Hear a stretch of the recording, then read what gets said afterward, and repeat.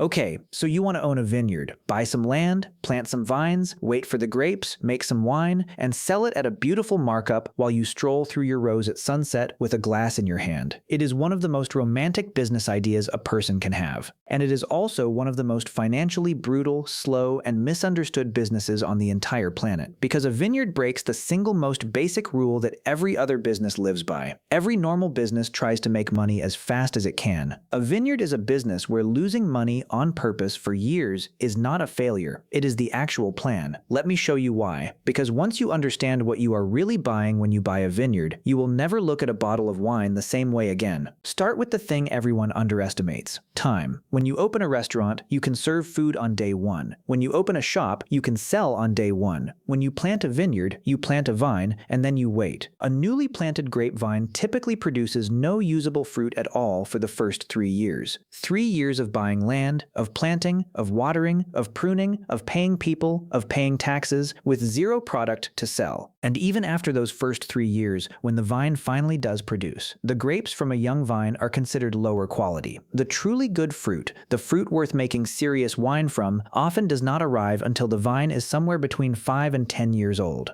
Some of the most respected vineyards in the world will tell you that their best grapes come from vines that are 30, 40, 50 years old or more. Read that again. In this business, the asset gets better as it gets older. There is almost no other business on earth where that is true. A taxi gets worse with age. A computer gets worse with age. A machine in a factory wears out. But a grapevine does the opposite. It spends its youth being mediocre and its old age being priceless. So the first thing you are really buying when you buy a vineyard is not land, and it is not vines. You are buying time. You are buying the years that have to pass before the thing is any good, and those years cost money every single day while producing nothing. Now let us actually build one, because the numbers are the part nobody tells you about. First, the land. And here is where it gets strange, because vineyard land is not priced like farmland. It is priced like something closer to a luxury good. Ordinary agricultural land might cost a few thousand per unit of area. But land in a famous wine region, land with the right slope, the right soil, the right drainage, the right sun, can cost 10 times, 50 times, sometimes hundreds of times more than plain farmland right next to it. And the reason is a single word that runs through this entire industry: terroir. Terroir is the idea that a specific piece of ground, its soil, its climate, its angle to the sun, its drainage, gives the wine from that ground a specific character that cannot be copied anywhere else. And whether you find that romantic or ridiculous, the market treats it as absolutely real. 2 vineyards, side by side, can produce wine that sells for wildly different prices purely because of the name of the ground they sit on. So you are not buying dirt. You are buying a reputation that is attached to the dirt, and that reputation can make the same acre worth a fortune, or worth very little. Now you have the land, time to plant. Planting a vineyard is enormously expensive. You are not scattering seeds, you are installing a permanent structure. The vines themselves, the trellis system, the wires, the posts, the irrigation, the labor to plant thousands of individual plants by hand, the preparation of the soil. Establishing a single unit of area of vineyard can cost a large amount before you have grown one sellable grape, and you multiply that across the whole property. And remember, while you are spending all of this, the vines are producing nothing for years. You are pouring money into the ground and waiting. Then comes the part people think of as the actual business, making the wine. And this is a second business bolted onto the first. Growing grapes and making wine are 2 completely different operations. If you want to make your own wine rather than sell your grapes to someone else, you now need a winery. You need tanks, you need presses, you need a temperature-controlled space, and above all, you need barrels. Good oak barrels are extraordinarily expensive. They are used for only a few years, and a serious winery needs many of them. And then, once the wine is in the barrel, what do? You wait again. Many wines are aged for 1, 2, 3 years or more before they are ever sold. So follow the timeline you have now built. Years of waiting for the vine to mature, then a year of growing the grapes, then months or years of aging the wine. You could easily be 4, 5, 6 years or more from planting before a single bottle of decent wine is ready to sell. In almost any other industry, an investment that takes 6 years to produce its first dollar of revenue would would be considered insane. In wine, it is normal, it is expected, it is the price of entry. Now here is the mechanism that makes the whole thing work, the thing that separates wine from almost every other product on earth. In most businesses, a product is worth the most the moment it is fresh, and it loses value as it ages. Bread goes stale, vegetables rot, electronics become outdated. Time is the enemy of almost every product. But wine, the right wine, does the opposite. It can gain value as it ages. A bottle that might sell for a certain price today can, if it is the right wine from the right year, be worth many times more a decade or two later, having done nothing but sit quietly in a cellar. Think about what that means as a business model. You are producing an asset that improves while you do nothing to it. The wine ages, the supply of that particular year shrinks as bottles are drunk around the world, and scarcity plus age can push the price up and up. This is the closest thing the food and drink world has to a financial asset, and this is why some of the most expensive bottles in the world are not sold by the winery at all, but resold, again and again at auction, for prices the original producer never saw, like a painting or a rare coin. So when you buy a vineyard, you are buying into a product that has two ways of making money. The first is ordinary: make wine, sell wine, earn a margin. The second is extraordinary: create something that time itself makes more valuable, and let scarcity and reputation do the work. But now we have to talk about the thing that is even bigger than the wine, because for a huge number of vineyards, the wine is not really the main product at all. The reputation is.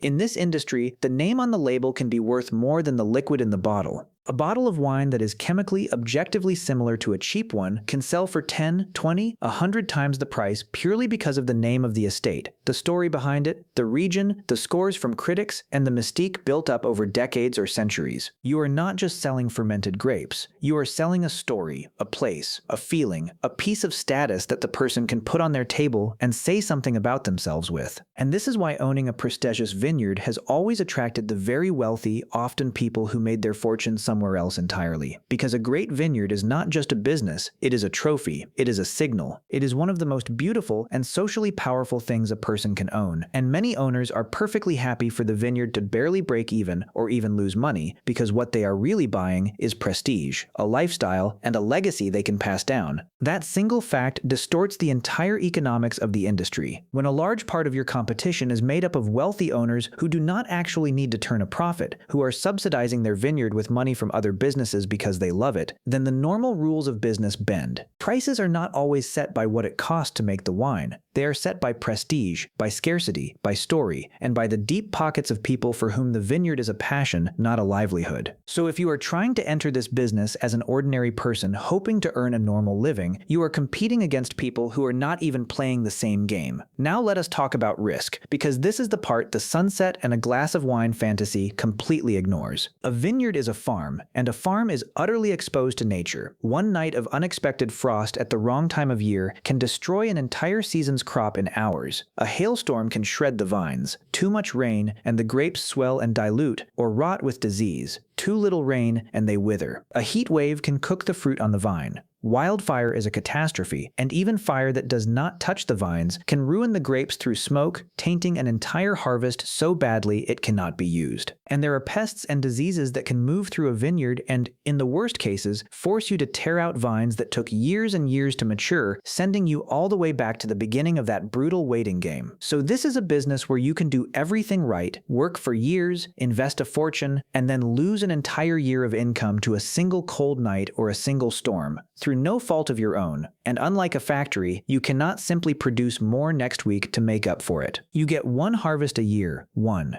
If it is destroyed, that year is gone, and you wait for the next one. Now, let us put the whole machine together and see it for what it is. To really understand a vineyard, stand in the middle of one in winter. The vines are bare, brown, and look completely dead. Nothing is growing, no product exists, no money is coming in, and yet everything about that quiet, empty-looking field is working. The roots are pushing deeper into the ground, making the vines stronger and its future fruit more concentrated. The age of the vines is slowly climbing, quietly increasing the quality and the value of everything they will ever produce. In a cellar nearby, barrels of wine from previous years are sitting in the dark, doing nothing visible and becoming more valuable by the month. And the name of that estate, if it is managed well, is slowly building in the minds of buyers and critics around the world, turning the same liquid into a more and more expensive product with every passing year. Nothing is happening, and everything is happening. That is the secret of the vineyard. It is a business that runs on patience the way other businesses run on electricity. It punishes anyone who is in a hurry and rewards those who can afford to wait longer than everyone else. The land appreciates. The vines improve with age. The wine gains value in the barrel and in the bottle.